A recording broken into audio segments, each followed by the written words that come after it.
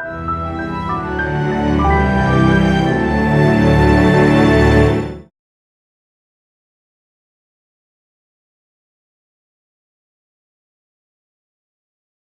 everybody and welcome. Before I begin my introduction, I just wanted to remind everybody there is a free campus lunch today over in Wick Center from 11 until 2.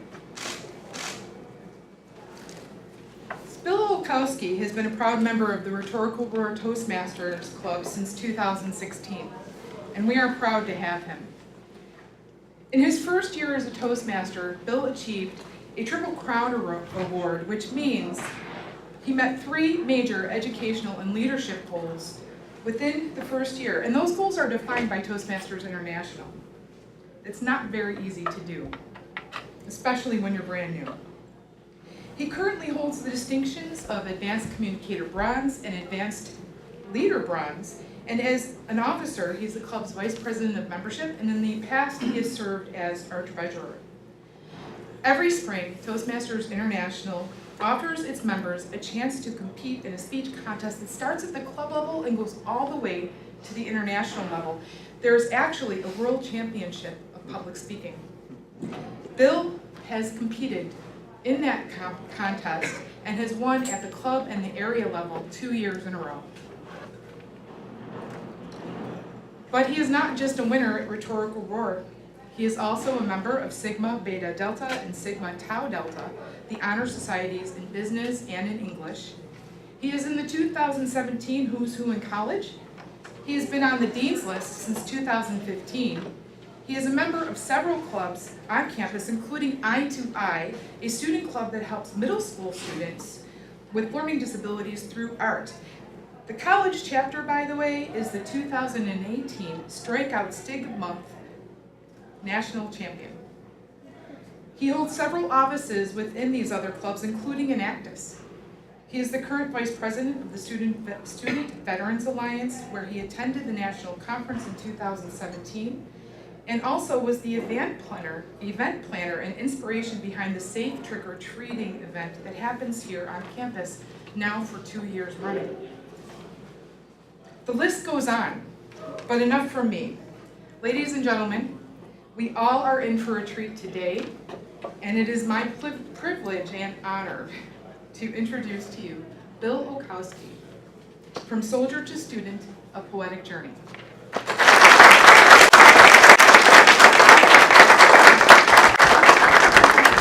Thank you, Pam.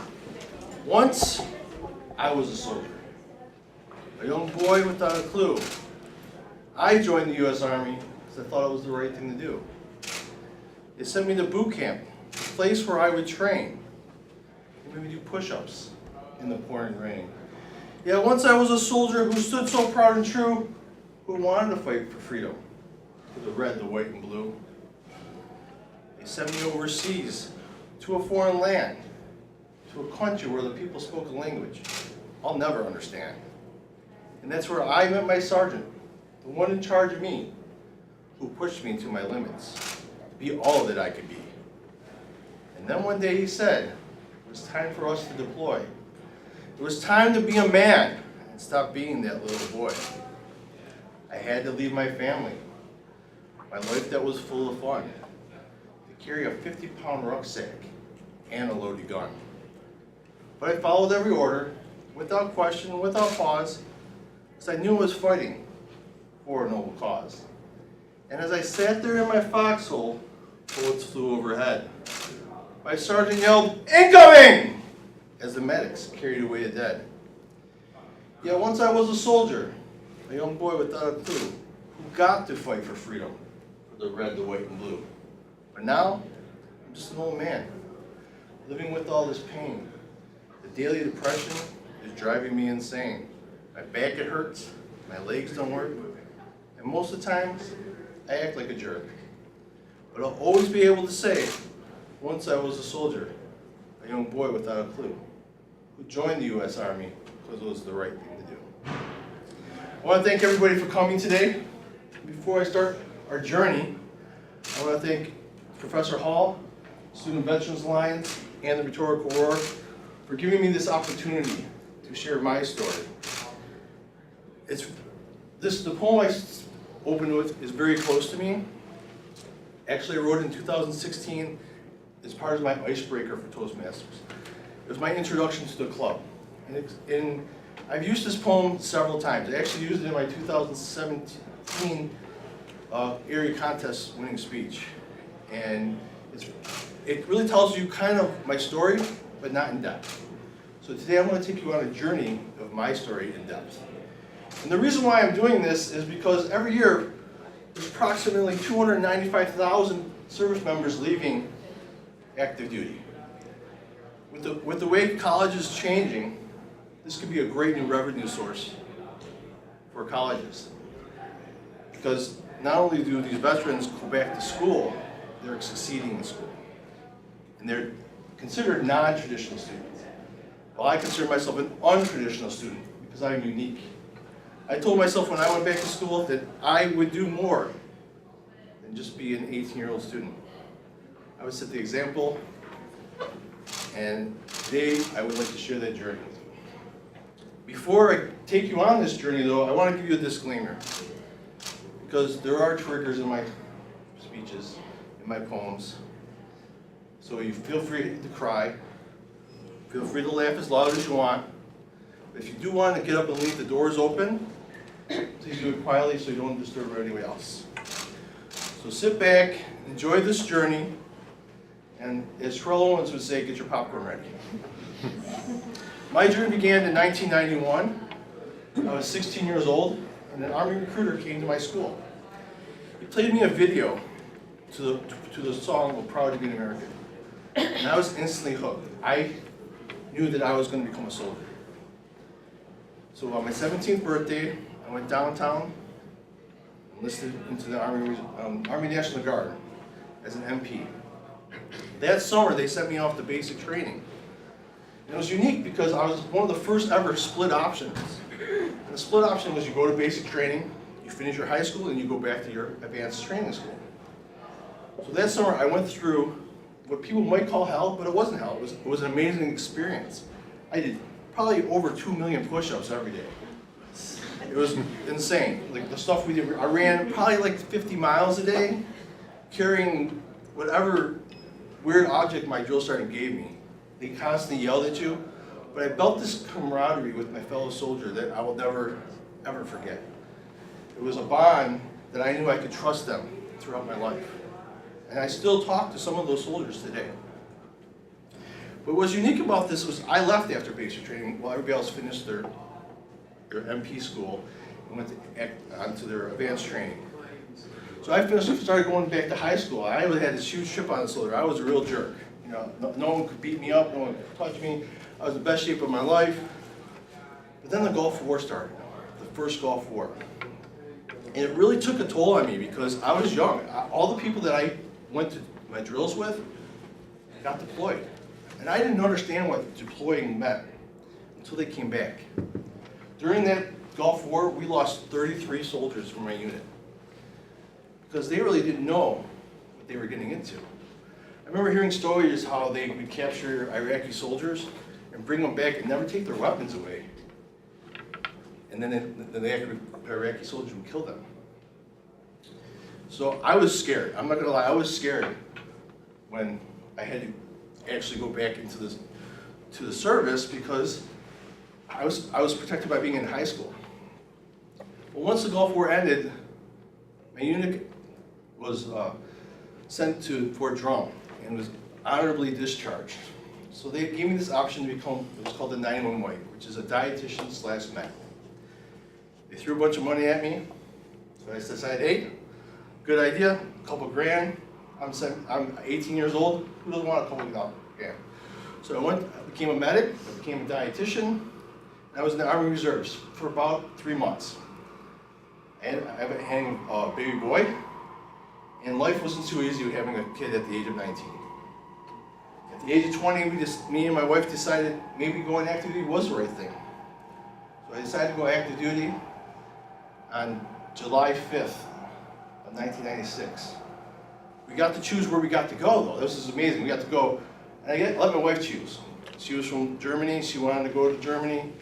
So we picked Germany, and they stationed me in Würzburg, Germany.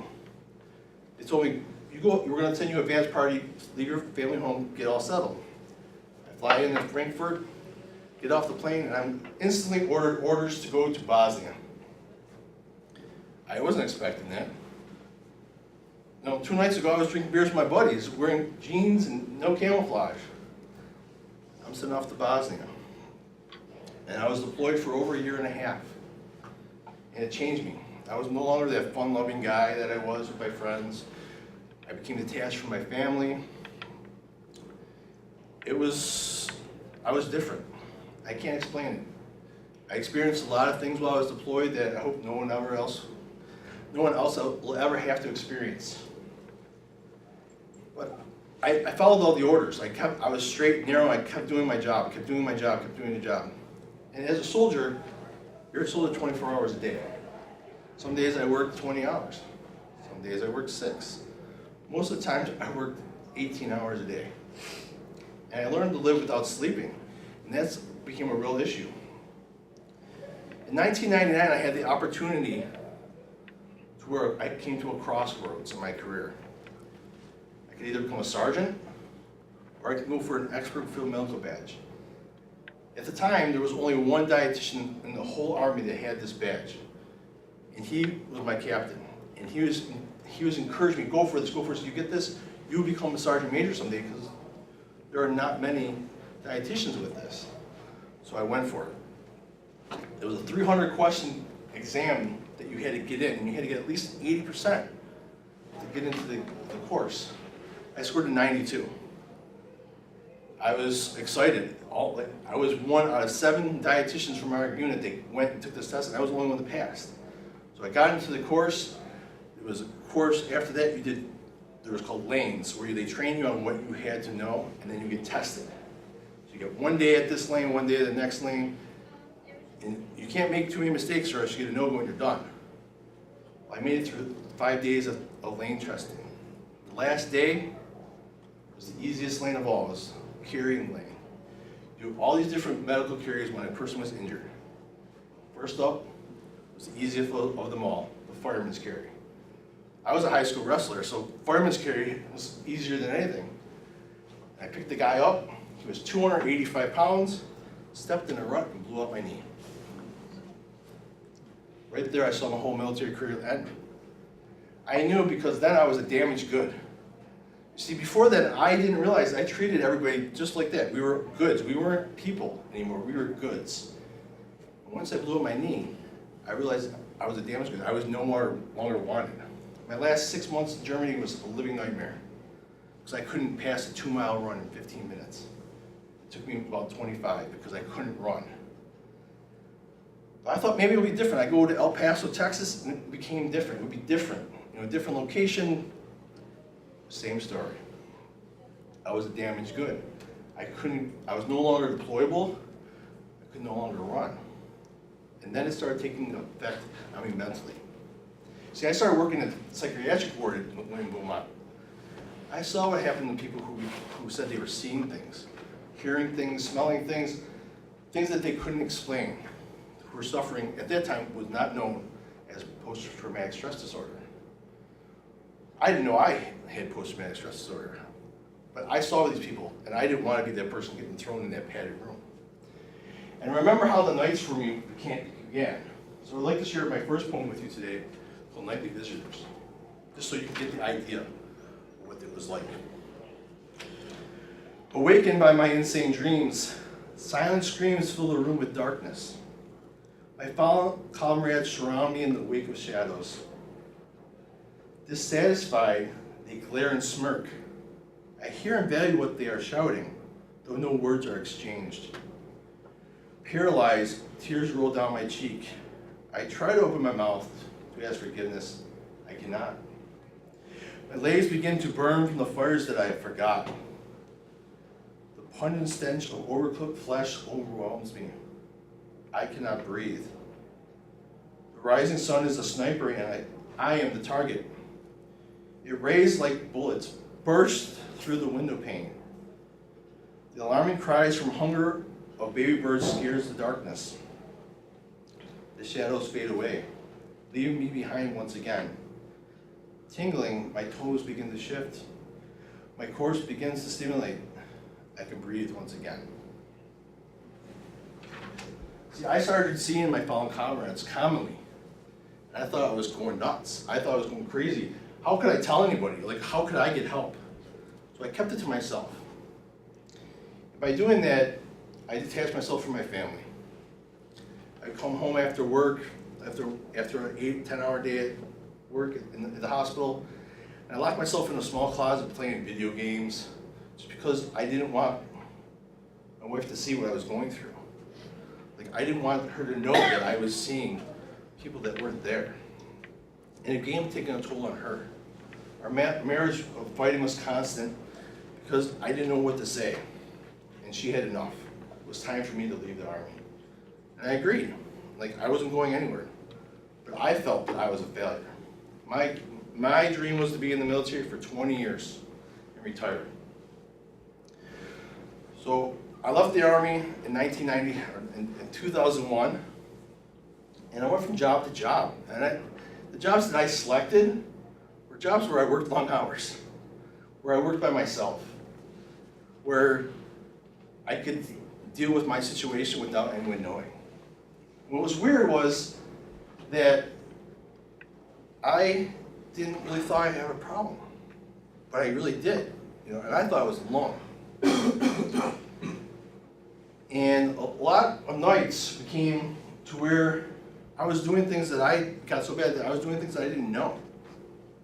I remember one night, in the morning, my wife came and she said, "Did you go to the store last night and get ice cream?" I said, "I don't remember." But there was a carton of ice cream on the cupboard, and it was melted. I must have got up and got ice cream. And as I got older, it got worse and worse. So the next poem I would like to share is called "Surviving the Night," is frequently what happened to me during this time and how I felt.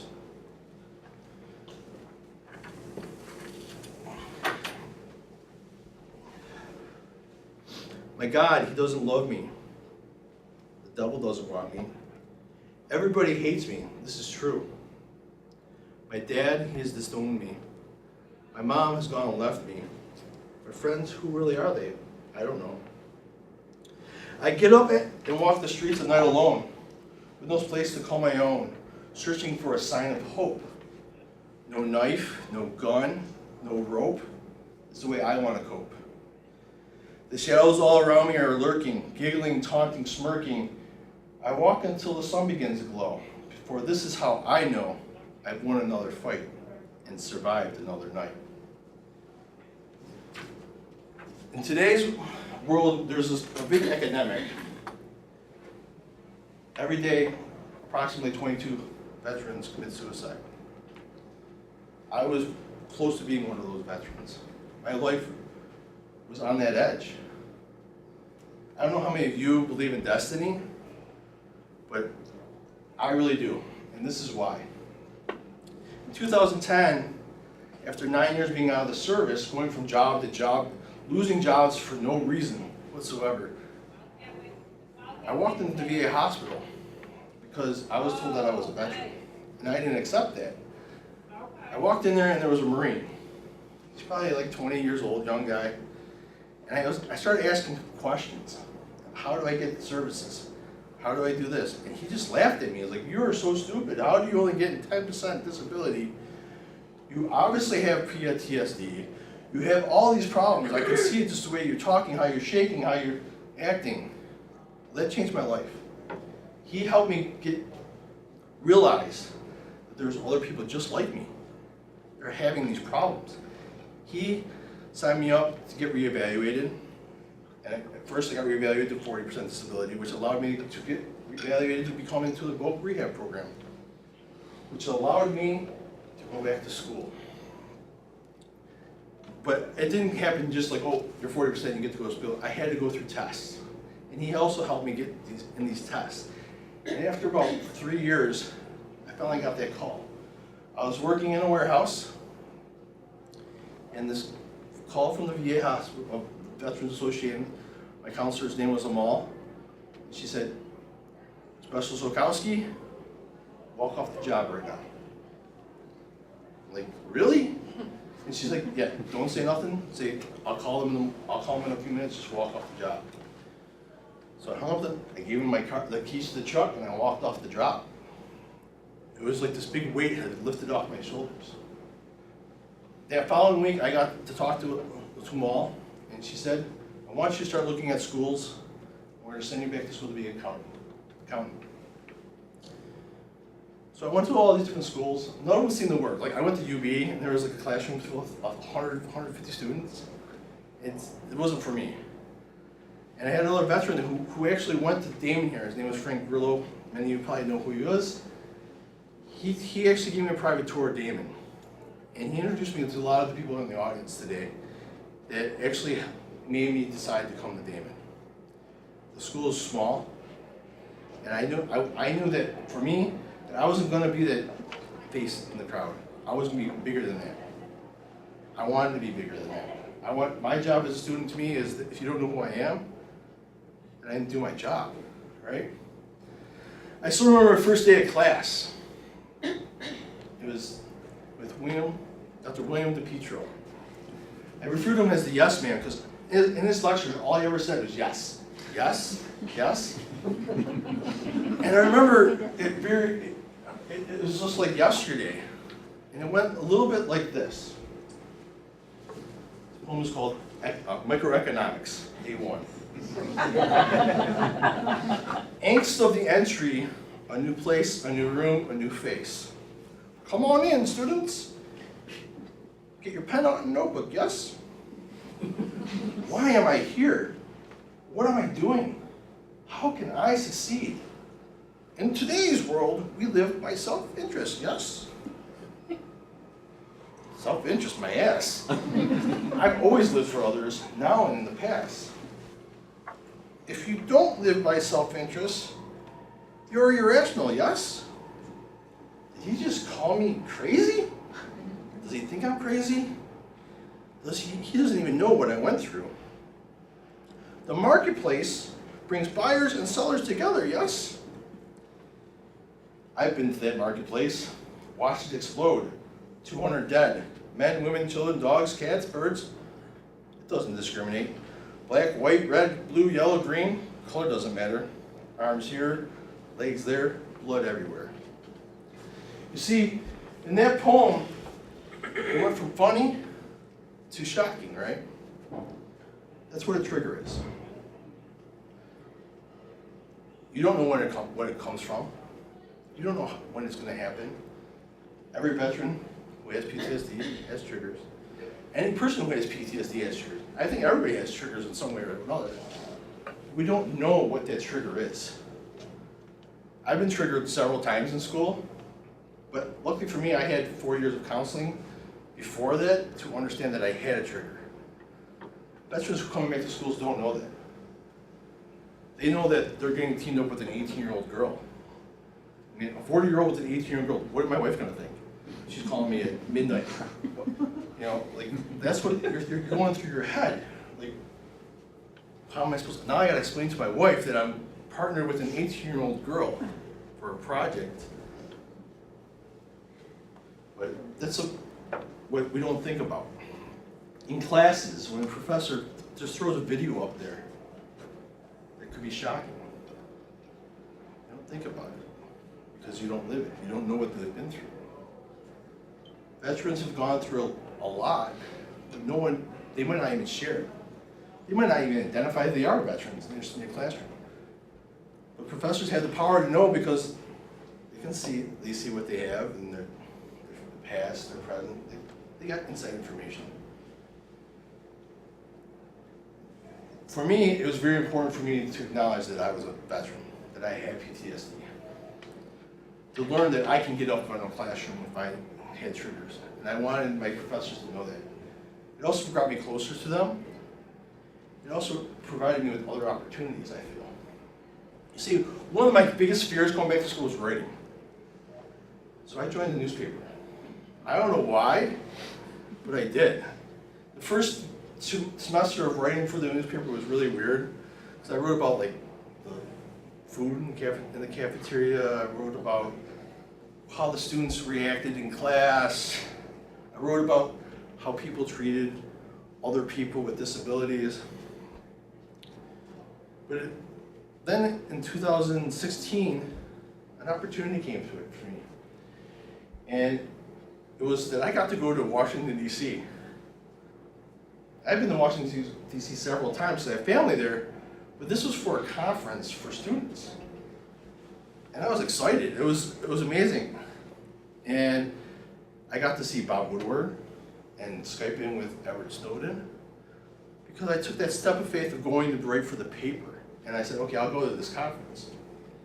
But every day I walked to the conference down 14th Street. I walked by a homeless veteran laying on a grate. And the last night we were there, it really inspired me to write a poem. And it's called The King of Cardboard. Why did they forget that I fought? How proud I used to stand in formation with my stiff starch press uniform and my boots supporting a brilliant shine. I'm still wearing that uniform, but now it's soiled and stained. My boots don't shine anymore, scuffed and scarred just like me. All the awards given to me from duty, they are worthless now. Just reminders of my survival when my friends died.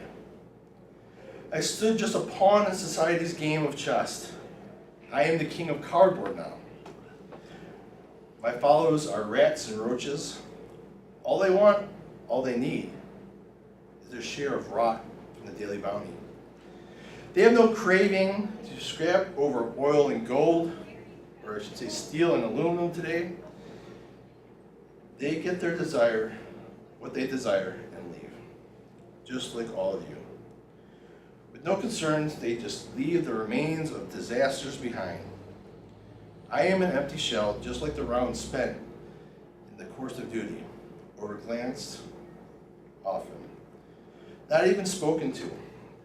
You just keep walking by. I'll still be here tomorrow. If not me, another one of my comrades will claim my cardboard castle, and you will walk by them too. We are waiting for the light to shine upon us once again, our final battle call, when we are wanted. So that really opened my eyes that year too, because I wasn't part of the Student Veteran Alliance here at school. Because it wasn't really organized, it wasn't together. And I've been in two groups that happened to. So I didn't want to be that focus point, because I was doing all this other great stuff. But I got convinced to go into the Student Veteran Alliance, and I got to go to a conference in Disneyland, and it kind of changed my focus here at Damon a little bit, because I started caring about other veterans, not just myself.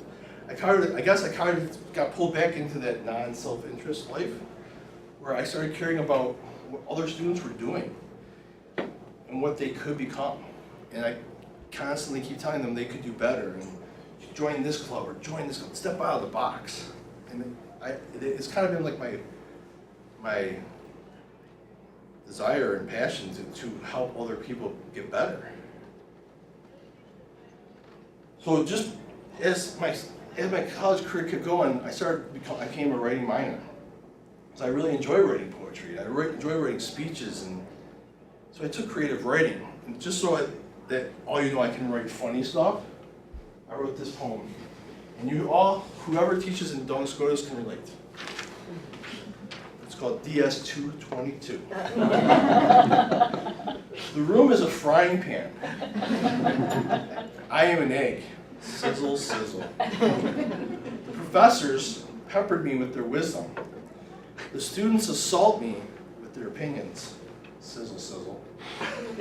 The clock, the timer ticks, ticks. The buzzer rings. Fried, done. Class dismissed.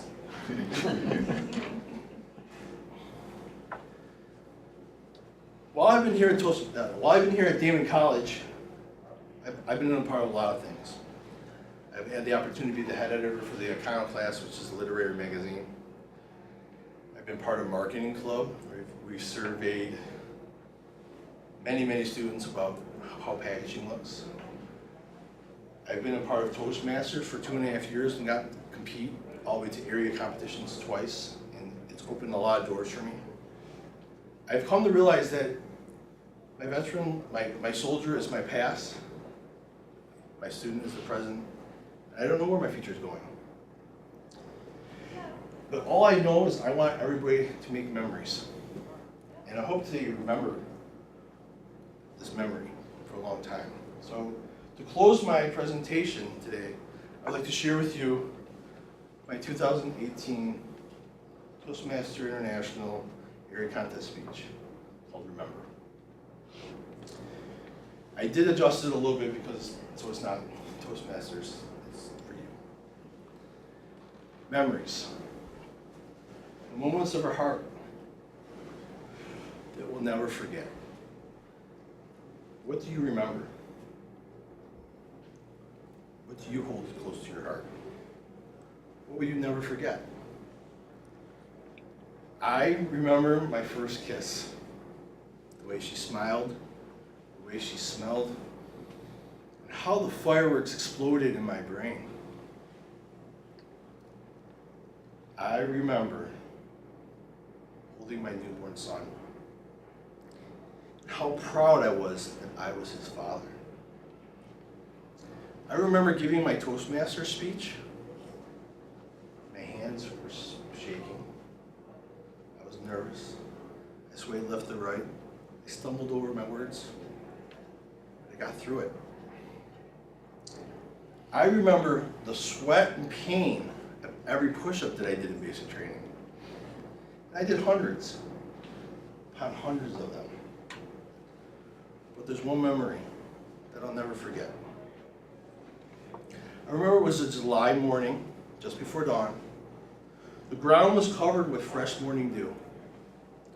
I remember the air was so heavy that when you took a breath in, it stuck to your lungs. I remember the sky being dark as the stars twinkled and danced around the moon. I remember everything was calm. I remember everything was peaceful. I remember I was on guard duty with Private Johnson in Bosnia. Private Johnson was a 19-year-old African-American boy from Alabama. I met him 2 days earlier when we were assigned to guard checkpoint 12. We did everything together. We walked the perimeter together. We worked out together. We even ate the nastiest MREs, which are meals ready to eat, together. I remember how Private Johnson would take a bottle of Tabasco sauce, dump it all over his food. Eat it and say, just like Mama used to make. I remember that night, played cards and dominoes. We told jokes and stories on the way back home just to stay awake. I remember telling Private Johnson I would be right back as I walked off to the porta-john. It was about 50 yards away from the checkpoint. And as I sat there, I'll never forget the sound of the whistle as it sliced through the air, and how the sky became brighter than the morning sun. We were under attack. I remember scrambling out of the porta-john just to be greeted by an array of fire and smoke. I sprawled to the ground and noticed that Private Johnson was leaning up against the barrier. So I battle crawled over to him. And as I got closer, I noticed that one of the barbs from the barrier had penetrated his back and was sticking out of his abdomen. I remember applying pressure to the wound and telling him he was going to be okay. I remember how tightly he gripped my hand, and his eyes became wide open. He said, "Ski, you're an all right guy." I remember how his grip weakened as he mumbled the word "remember." And then his hand went limp as his life left his body. Private Johnson was gone. I remember I did everything I was trained, but Private Johnson was gone. I remember to apply pressure to the wound. Private Johnson was gone. I remember telling him he was going to be okay. Private Johnson was gone. I remember doing CPR over and over and over again. Private Johnson was gone. The 19-year-old boy I met 2 days earlier was gone. My friend was gone. And there was nothing I could do. But remember, why would I ever forget? I'm sharing this memory today not because I want your pity, not because I want you to thank me for my service. So I want you to remember. I want you to look at someone next to you and remember this feeling you're having right now. Just take a moment, look at someone next to you, and see how they feel. Remember how this feeling is. It's a memory. I want you to remember. I want you to remember. I want all of you to remember that we live in a free nation. I want you to remember that we have the freedom of speech. I want you to remember we have the freedom of expression. I want you to look at the clothes you're wearing and remember that we have the freedom that we can wear what we want. And I want you to remember that you can become whatever you desire. I want you to remember that there are men and women, husbands and wives, brothers and sisters, friends and neighbors, sacrificing their lives to protect our freedoms. Private Johnson sacrificed his life to protect our freedom. Please remember anything today. Remember that, and never forget. Thank you for coming. If you have any questions.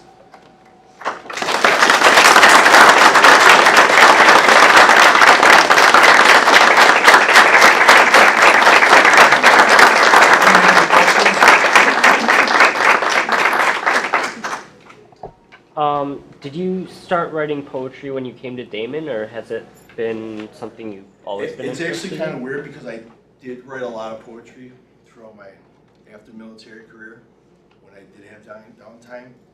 I used to listen to the radio a lot. I listened to a lot of Jim Rohn. And they would have these stupid contests, like make a slogan of the Sabres. And so I would, when I was not doing my work, I would write little stuff down. But I didn't know that I enjoyed it like that. Back in high school, when I went to high school, writing was a lot different than it is today. It wasn't accepted that you had to write a certain way. And I write a lot freer. As you probably can see, that there's not really a style. It's probably, I call it the Bill style. But so I didn't really know I enjoyed it until I actually started getting involved. And I think being part of the Econo class, taking creative writing, meeting English students, doing English club, opened a lot of doors for me to accept that I could write a lot of stuff. Since I've been in Damon, I've probably written about 200 poems. Any other questions? But thank you all for coming. I hope we made a memory today. Just don't forget. Thank you, Paul. Thank you.